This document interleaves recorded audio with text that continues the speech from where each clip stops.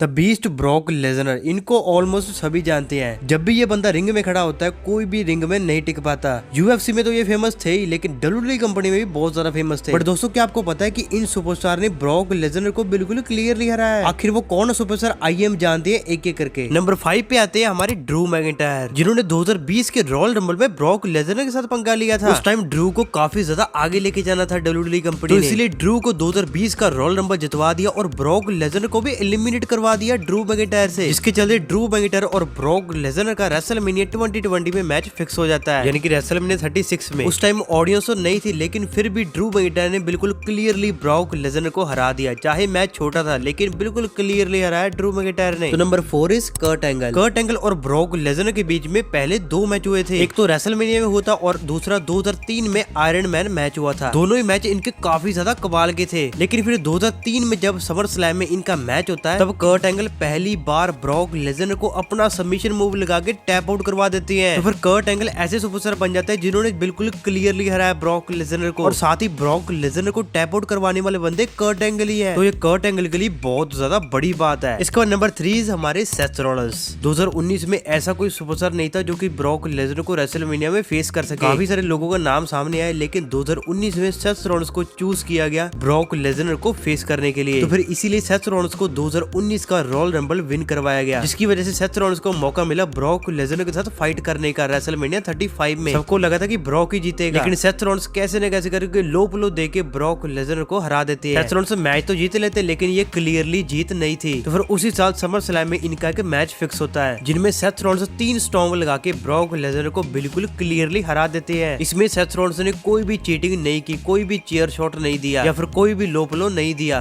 बिना किसी हेल्प के ब्रॉक लेसनर को बिल्कुल क्लियरली हराया हमारे सेथ रॉलिंस ने। Number 2 is the game triple H. Triple H और ब्रॉक लेसनर के बीच में स्टोरी काफी ज्यादा लंबी चली है। सबसे पहला मैच इनका 2012 में समर स्लैम में होता है। ब्रॉक उस मैच में तो जीत जाते हैं सबमिशन मूव से, लेकिन साथ ही वो ट्रिपल एच को बहुत ज्यादा इंजर्ड कर देते हैं। फिर कैसे न कैसे करके ट्रिपल एच और ब्रॉक लेसनर का रेसलमेनिया 29 के लिए मैच फिक्स होता है, जो कि तो नो होल्ड बॉर्ड मैच। लेकिन इस मैच में एक कंडीशन रखी गई थी कि अगर ट्रिपल एच हार गया तो ट्रिपल एच को डब्ल्यूडब्ल्यूई कंपनी छोड़ के जाना होगा। तो जैसे ये ऑडियंस को पता चला तो ऑडियंस पहले से ही समझ गई कि ट्रिपल एच जीतने वाला है, क्योंकि ट्रिपल एच इतनी जल्दी तो डब्ल्यूडब्ल्यूई कंपनी नहीं छोड़ने वाला। तो इसीलिए मैच को ज्यादा इंटरेस्टिंग बनाने के लिए शॉन माइकल का यूज किया गया उस मैच में। तो फिर हमारे ट्रिपल एच पेडिग्री लगा के ब्रॉक लेसनर को बिल्कुल क्लियरली हरा देते हैं। And number 1 is Goldberg. तो रेसलमेनिया 20 में गोल्डबर्ग और ब्रॉक लेसनर का पहला मैच होता है, जिसमें stone cold Steve Austin referee थे। मैच तो काफी ज्यादा घटिया था क्योंकि इसमें गोल्डबर्ग थे। अब ये मैं क्यों कह रहा हूँ, आप मेरी ये वाली वीडियो देख लेना। लेकिन कमाल की बात तो ये है कि गोल्डबर्ग ने एक बार नहीं 2 बार ब्रॉक लेसनर को क्लियरली हराया है। पहली बार तो रेसलमेनिया 20 में, फिर उसके बाद 2016 में सर्वाइवर सीरीज में, जब लगभग गोल्डबर्ग ने लगभग 1.5 मिनट में ब्रॉक लेसनर को हरा दिया, जो कि सबसे ज्यादा शॉकिंग मूवमेंट बन गया था। तो ये थे दोस्तों टॉप 5 सुपरस्टार जिन्होंने ब्रॉक लेसनर को बिल्कुल क्लियरली हराया है। आई होप दोस्तों आपको वीडियो अच्छी लगी होगी, और प्लीज वीडियो को लाइक कर दीजिए और अपने दोस्तों के साथ शेयर करना मत भूलना। और लास्ट में गोल्डबर्ग वाली वीडियो जरूर देखना, ठीक है? डिस्क्रिप्शन में लिंक है।